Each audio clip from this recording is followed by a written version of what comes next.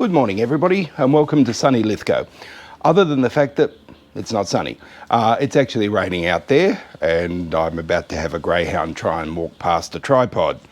Anyway, so I'm reduced to filming in the garage today. So I just wanted to give you a little update on some of the work I've done on the Model T, which, to be honest, isn't a great deal.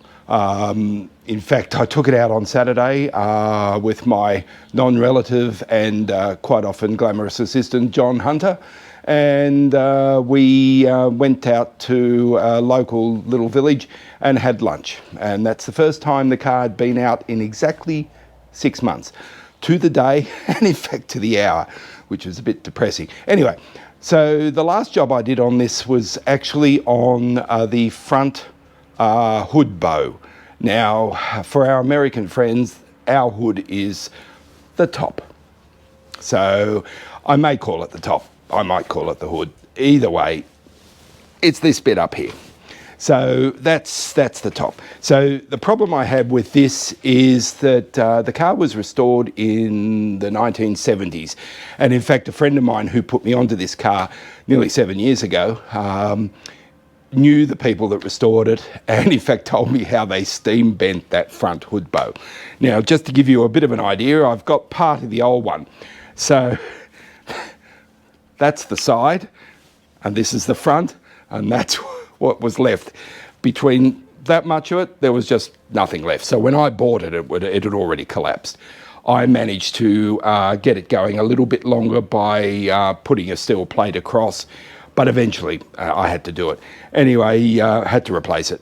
Anyway, I found out about, I should say, an extremely lovely gentleman up in the south portion of Queensland who does wooden wheels, made my wooden steering wheel for me, and of course, steam bends. So I ordered this from him. The one thing we did notice when we matched it to John's car, now mine's a 27, Australian built 27, John's is an Australian built 26, and his is pretty much standard, even though he has replaced all the material, top material, he is pretty much standard. And mine turned out to be, from this side to the other side, about 3 to nearly 4 centimetres wider. And I since found out why that is the case. In the 70s, when the two guys that did the car up actually steam bent the wood, they needed a former to bend it around. And they found that one of the old 50s, 60s Laminex kitchen tables, you know, the ones with quite often the red Laminex on top with the chrome edges, was about the right size. So they bent it according to that. They steam bent it using that. Now, the weird thing is it has a slight twist in it, but also this angle is different to my new one, which did cause a couple of issues with getting this new material, or this original material, because obviously that was built for all these steam bent bows. So I had a few issues, and the material actually comes right down and is attached across the front. So that's the front portion of the car. And it comes over and attaches. When I got to the edge on my new bow, I couldn't bring it down the front, so I've actually had to attach a piece of it across there. So all the front portion bends down beautifully and is attached here, but unfortunately at the side, just this angled section on the side, the material sits on top, and I haven't hidden those staples yet. I'll move the camera soon and I'll actually show you all that. So what I've done, and this is what we did on Saturday before we took the car out for its run, is we took the original Hyndam strip off, and I'll show you that in a minute so you don't have to wonder what the hell I'm talking about. It originally had one piece, so because you've got the material ending here and tacks or staples, in this case it was stapled in the 70s and it's stapled again now, what you would then do is put this Hyndam strip across that middle portion, which of course hid all that, and it looked quite seamless because the whole thing is wrapped in the black material, and then the roof is brought down over the front of it. On my car, John's is completely different, and in fact beautifully built. He had his done some years ago. This was obviously done in the 70s. Now, I'm not suggesting which is right or wrong because I don't know. The only real experience I've got with these two cars are those two cars with the Model T of his Model 26 and my 27. Anyway, so what we did is I put the single hide-em strip back, but it didn't hide anything. So I've now put 2 runs of hide-em so that they sit flush across there and they actually fill up that whole spot, and you can't actually now see all my tacks. But of course I've still got this bit up here which you can see. Bit awkward. I tried to put part of the hide-em strip up there. It just didn't work. I may just resort to colouring that in with a black felt pen or something like that, or some matte black paint, just to remove the shininess of the staples. While I've got this here, this is the interesting part. So when I received the new hood bow, and I have photos which I will attach, it's actually, the one I got was quite long, so the sides of it were back here, and then I had to form them to this portion because the actual metal frame, I don't know if it's in frame there, but the metal frame are hollow, and including up in this portion, up in here, I'll get better shots of it in a minute for you. So that actually slots into the metal frame and is held in on each side, and then the wood is actually covered with the top fabric and sits over that. So that's how the roof works. The other ones, of course, there's 3 bows all up. 1, 2, 3, 4 bows all up, sorry. It was only the front one that had to be replaced. Those ones sit on that angle, but the front one sits that way. And it meant I couldn't drop, with this all gone and even the metal support really not holding it, I couldn't put my roof down. Now I can, but of course we're in spring at the moment, and I'm being an ex-redhead because it's faded. I don't like the sun. In fact, the sun and I have an arrangement. I don't go out in it, doesn't burn me. So in summer the top stays up, and in winter it can come down because I tend not to get burned as much then. So anyway, so that I'll do in winter. And fortunately, being in Australia, I'm able to use this car all year. Whilst where I live, which is about 2 hours west of Sydney, by car, not Model T, modern car, we do get snow. But we don't get it often. We might get a couple of very small falls a year, with maybe every few years we might get an occasional good 3 or 4, 6, 8 centimetres, but it's gone within 24 hours. And I haven't yet had a chance to take this out in the snow, but I do plan to. So really, even during winter, we can use our car. When we even get that snow, we don't salt the roads. So we don't have those issues. So pretty much in Australia, you can use your cars all year. Anyway, I will now switch to my handheld, the camera to handheld, so you don't have to look at my ugly mug. And I'll show you a bit more detail of what I've done. As I said, I will, when I edit this, I'll drop in photographs. So I've got photographs of it uncovered when it was first fitted, and I test fitted it so you can actually see how it sits. And then as I sort of worked on it, I've got other bits and pieces too. You wouldn't be able to see it, but there's the edges of all the old staples. I've still got the container that every staple I pulled out by hand and kept. Don't know why. I think probably because so that they didn't go everywhere, but I haven't thrown them out. And that's about the only bit of the original wood I've got. The other bits I have thrown because they're useless. So there is a single bolt in this side through the metal that just supports it all there, and I had to put a new one of those on each side. I actually have modern nuts and bolts.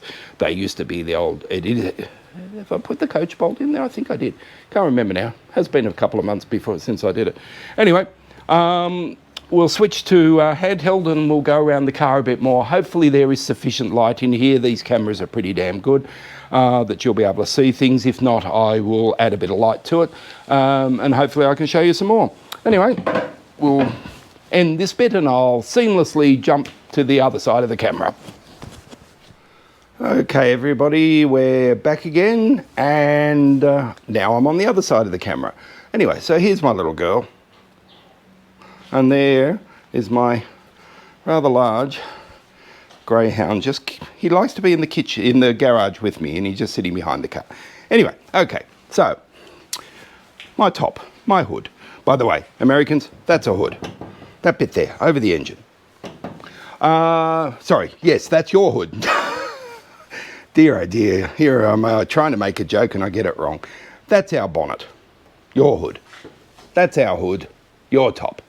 So, here we have the two Hydem strips. So they're two individual ones. Now these are a nifty little piece.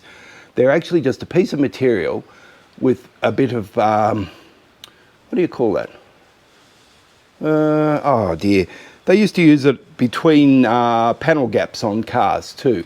So not the Hydem, but this little piece here. So you actually split that up, put your tack or staple in there, and it closes back over. So that's just hiding everything there. And then this morning I've just put these two little finish pieces on just to tidy it up. But if you have a look here, this is the bit I've got to have to colour in, I think, because I just can't get anything up there. So that's because of this different angle here. From the inside, it might be a bit tricky to see. I'll get some light on that. Hang on for a second. Okay, there we go, a bit of light in there. So you can just see the wood in the background there. That's about the only bit that's not covered on both sides, because this is the fitting that just clamps to the top of your window frame. And so there's the bend. And then here, you can see the nut.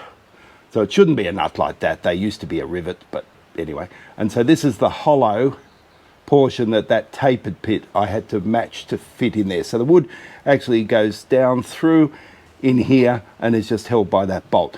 To be honest, with the roof on and taut, this wood wouldn't come out. So even if that bolt wasn't there, it wouldn't be a great issue. So that's my top now. Now, as I said, we have another bow here, and then, oops, turn my light around to get a bit of light in there, and another bow here, and then one in that back portion there. So, and as I mentioned earlier, all those bows work, what would you call that, vertically, whereas the front one is horizontal across the front. Just on a different point there, I mentioned the guy that made the bow. He also made this beautiful steering wheel for me. I didn't destroy the old one. The old one, if I do a quick pan across, and sitting above my little Citroen Diane on the wall over there is my original steering wheel. So that's still there, can go back any time. Oh, that's Mr. Blobby the Magna, sorry. So what he did is I managed to source another Spider and wheel.